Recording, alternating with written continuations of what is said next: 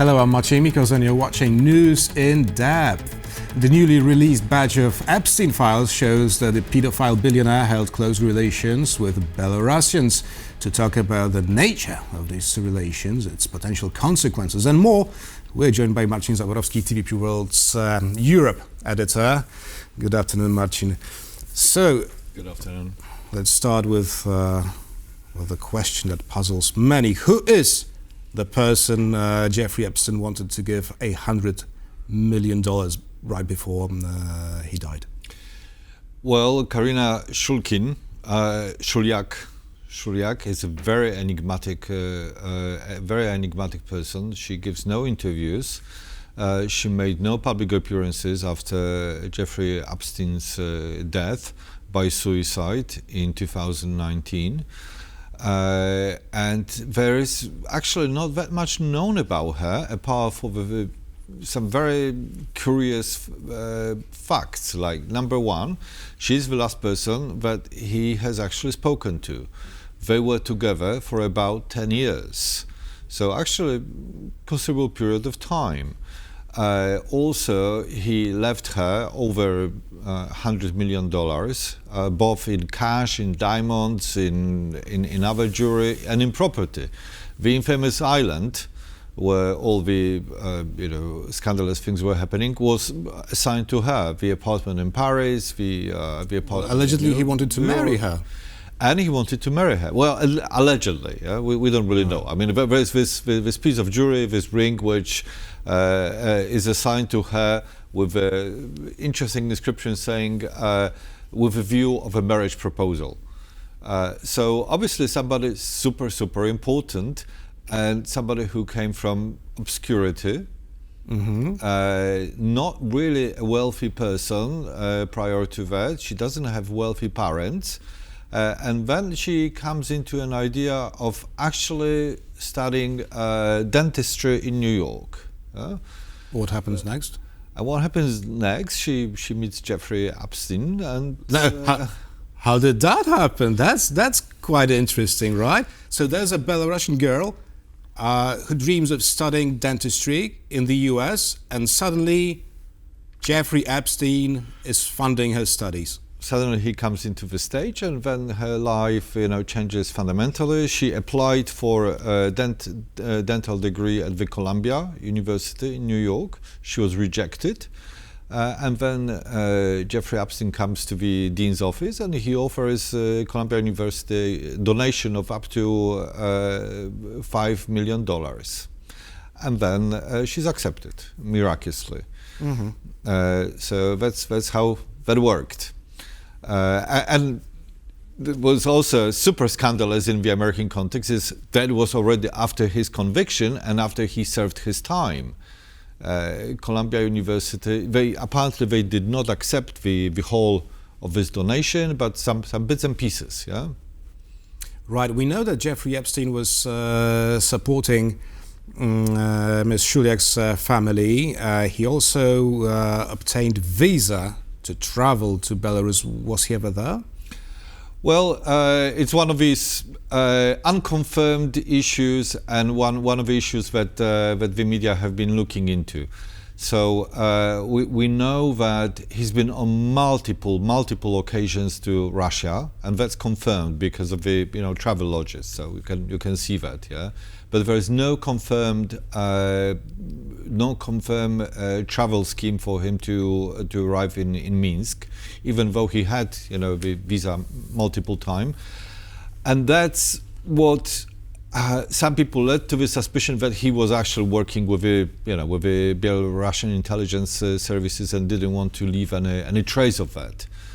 So what one of the Belarusian independent portals have been suggesting is that he traveled to Russia and then by land, meaning by train or by car to Minsk. Again, we're talking about a extremely wealthy person owning private jets and so on. So, but if he traveled by jet, there will be a trace of that. But because and he had a Belarusian visa, so no problem there. And he said on multiple occasions that he was traveling to Minsk to meet with her parents. to talk to her parents, to see her homeland, to buy an apartment in Minsk, in fact. But there is no trace of him actually flying to Minsk. Okay, so we see now one part of the story. Let's say that Jeffrey Epstein, for whatever reasons, wants to support this poor Belarusian girl. He's paying for her studies, also supporting her family. Is the Lukashenko regime aware of this fact? It's impossible to think that they wouldn't be. It's absolutely impossible. I mean, he applied for visa, he was granted visa. He's a super prominent person with a criminal record, a person meeting presidents, prime minister, anybody, kings, queens, and so on. So, if Belarusians did want to make some kind of a PR stunt, if he was an innocent American businessman traveling to Belarus, no doubt that they would have made a big thing about it. For some reason, both him and the Belarusian authorities prefer to keep his engagements with Belarus secret, which in itself is obviously very suspicious. Secret from whom? From the Russians? Because, from the world. Well, yes, but as you have already said, he traveled many times to Russia. I mean, what's the point of dealing with Lukashenko if you can deal with Putin directly? Well, and that's another thing. Obviously, he was dealing with Putin too, and he had multiple links with the Russians. So, according to the latest released batch of documents of Epstein files, he himself claimed to be Putin's wealth manager. That's unconfirmed. Yeah, so we cannot say that this actually happened. But we have a quote from one of his emails to former Norwegian Prime Minister, Mr. Jagland, and he wrote, "I think you might suggest to Putin that Lavrov can get inside on talking to me." Yeah. Was the motto? Well, he certainly on multiple occasions was meeting with the Russian ambassador to the United Nations. He was even offering his help in fixing him a job as a wealth manager, his son of the ambassador, Mr. Churkin. His PR manager was a former leader of the Russian youth organization, Nashi. Mm-hmm. So he had links with the various Russian model agencies and many Russian business persons such as Oleg Deripaska, for example. So the connection definitely was there. What's a very interesting element in all of that is also the fact that let's just think about Ghislaine Maxwell. Mm-hmm.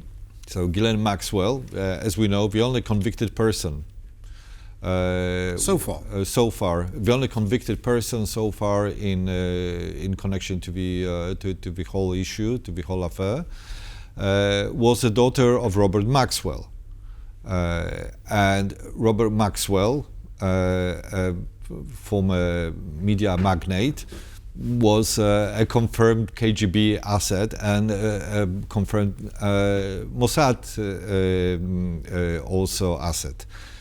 And he died in very, very suspicious circumstances by accident. And according to Ghislaine, he was definitely murdered. Yeah? And she met Mr. Epstein prior to his death, and it's very possible that she inherited his intelligence network. Oh, I see. So we have not only connections to Moscow, but also to Tel Aviv. That appears to be, through Ghislaine Maxwell, that appears to be the case. Was Israel really ready to conduct such an operation on the American soil? I mean, gathering information on some very important people among the American establishment as well as European. Well, look, I mean, the Mossad angle here is purely circumstantial at this point in time. I mean, the only thing that we can say is just that certainly Robert Maxwell, the father of Ghislaine, was a Mossad asset. And had developed relations with Mossad. At his funeral, he was buried in Jerusalem, in the part of the cemetery of the Garden of Olives, where the famous state figures are being buried, and many intelligence community were there. So there are lots of evidence of this kind of a nature, but whether that connection then actually went to Ghislaine or it didn't, we don't have evidence of that, and we don't have evidence if anything happened with that later on. Right. We do know, however, a bit more about his Russian connections. The name Sergei Belyakov has surfaced in Epstein files. Could you tell me more about this acquaintance? Well, Mr. Belyakov is still a very prominent Russian official. He was at some point a deputy minister for international trade and cooperation, and it was in that capacity that he was in close contact with Jeffrey Epstein. There was some correspondence in which Epstein was offering to Belyakov help in avoiding sanctions after the Crimea takeover. So after 2014, at least we know that that Epstein was offering to help out with how to avoid those sanctions. I see. Now, you know, when we read the files, it gives, you know, the impression that one person could have not done it all alone. I mean, do you think it was all driven by Jeffrey Epstein's ambitions, or was there someone helping him to build this network of dependencies, of network of power around the globe? Well, there is, because only part of the files were being released, not all of that, as actually ordered by Congress. Congress ordered the Department of Justice to release all of the files. They were not. Only some of them, and those who were released were heavily redacted. So we don't really have a full picture yet. More things will be coming up.